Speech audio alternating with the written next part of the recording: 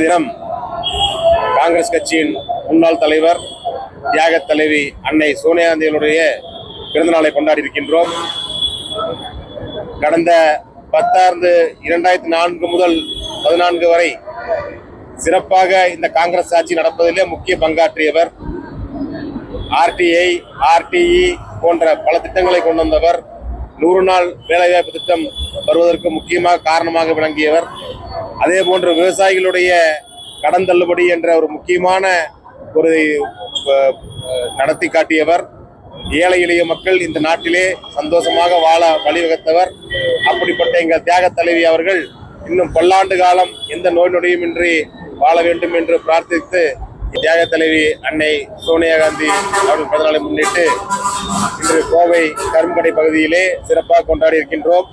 பொதுமக்களுக்கு இனிப்பு வழங்கி இருக்கின்றோம். ராகுல் காந்தி